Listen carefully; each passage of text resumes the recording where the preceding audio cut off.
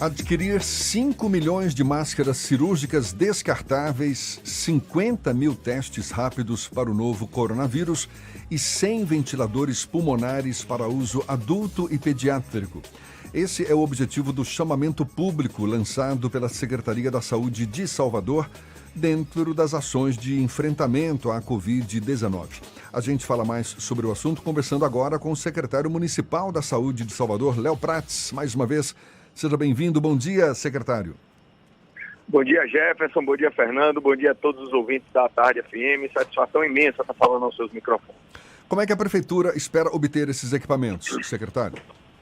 Olha, o chamamento é uma espécie de licitação. Nós estamos recebendo propostas e assim que as propostas estão chegando, a gente está oferindo o valor, porque é dinheiro público, a gente tem que ter responsabilidade e homologando as licitações. Então, assim, o objetivo é que não falte EPI para os seus profissionais nesse enfrentamento ao coronavírus, não falte leitos de UTI com ventilação para quem eventualmente venha a agravar com o coronavírus e nós também fizemos o chamamento de teste rápido, porque todas as cidades que tiveram sucesso no enfrentamento ao coronavírus foram cidades que testaram muito, ou seja, que sempre estavam testando a população para acompanhar a circulação viral e eventuais doentes retirados das ruas. E esses números, secretário, correspondem a alguma projeção que satisfaça a um possível aumento da demanda por cuidados para esse novo coronavírus? 5 milhões de máscaras cirúrgicas, 50 mil testes rápidos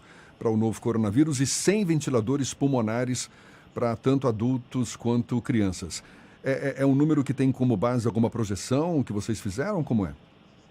Não, há a projeção sim. Primeiro, em relação aos ventiladores, a ideia da Prefeitura é ampliar o número de leitos de UTI com ventilação na cidade de Salvador em 250. É um esforço da Prefeitura Municipal para que não falte leitos de UTI com ventilação de eventuais doentes que possam agravar.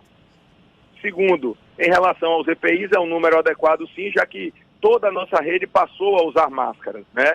Nós devemos ter em torno de 300 unidades descentralizadas entre todos os órgãos da Secretaria Municipal de Saúde.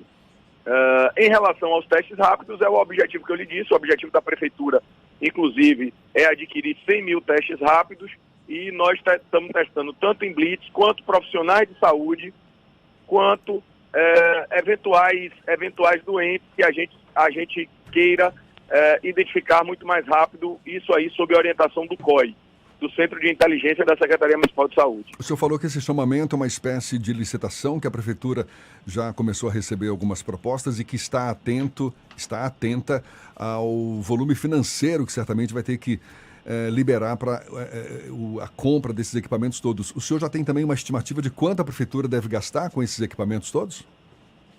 Olha, nós temos a estimativa, o investimento da Prefeitura em todas as ações de coronavírus deve gerar em torno de 150 milhões de reais, certo? Isso nós estamos falando de insumo, nós estamos falando do Etnoar, nós estamos falando do Itaigara Memorial, nós estamos falando do Sagrada Família, que são leitos de ampliação, nós estamos falando de compras de leitos de UTI privada, que nós devemos começar aí a assinar entre sexta-feira, amanhã, e quarta-feira da semana que vem. Nós devemos estar assinando os primeiros contratos com as entidades privadas. A Prefeitura lançou uma portaria de coronavírus que estabelece R$ 2.400 que a Prefeitura vai pagar por diária de leito de UTI na rede privada. O governo federal vai nos repassar R$ 1.600 e a Prefeitura vai botar R$ 800 dos cofres do dinheiro do cidadão de Salvador. Secretário, então, sim. Esse é todo o esforço que a Prefeitura vai fazer para o enfrentamento ao coronavírus e para salvar o máximo de vidas. O Fernando quer fazer uma pergunta também.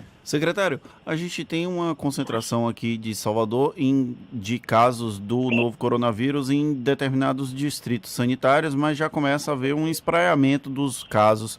Como é que está o acompanhamento da Prefeitura para evitar que haja uma disseminação em massa, já que o número de casos tende a aumentar nos próximos dias? Olha, veja, primeiro, muito boa colocação, nós já vimos assim, eu gostei muito do termo que você usou aí, viu? O dicionário está do lado, espraiamento. Aí, veja, nós temos essa caminhada do vírus, eu estou chamando de caminhada do vírus da cidade, para 2 distritos nesse momento onde acendeu a nossa luz amarela, que é o Distrito Sanitário de Brotas. Lembrando que distrito, nós não estamos falando em bairro, nós estamos falando em uma região da cidade. A cidade é dividida para a saúde em 12 regiões administrativas, chamadas distritos, e uma dessas 12 é o Distrito de Brotas e o Distrito da Boca do Rio.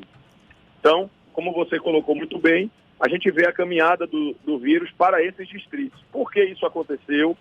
Porque são distritos contíguos aos distritos onde começaram, por onde a doença chegaram na cidade de Salvador. Um deles o distrito ali, a região da Pituba, então que é uma região próxima ao distrito da Boca do Rio, né? Então, aí a gente vê essa caminhada do vírus.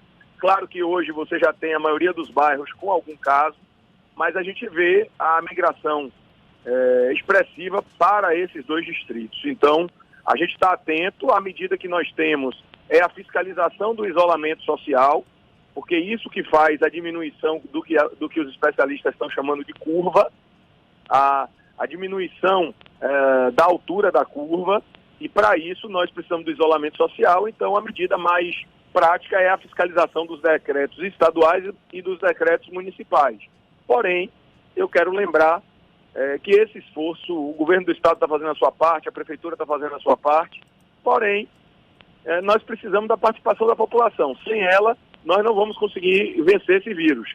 Eu quero lembrar a vocês que no melhor momento, porque os especialistas consideram um momento bom, aquele momento onde você tem leitos de UTI vazio, e nós temos ainda leitos de UTI vazios na cidade de Salvador, né? Mesmo com a capacidade instalada, sem a ampliação, nós temos leitos de UTI vazio com ventilação.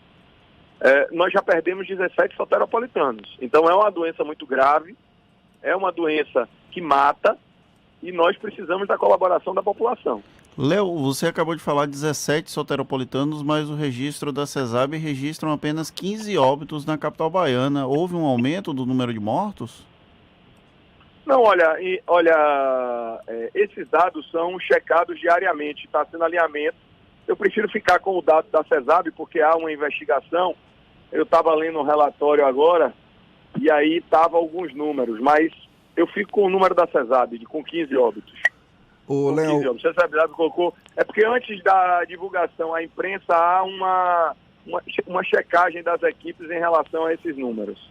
Léo Prats, você estava ressaltando aí a importância do isolamento social como medida para conter o avanço do coronavírus. A gente falou mais cedo com o editor da agência de notícias das favelas do Norte e Nordeste, o Paulo Almeida Filho, e ele falava exatamente da dificuldade de moradores de regiões periféricas, das favelas, de manter exatamente esse isolamento social tão recomendado para conter o avanço da Covid-19.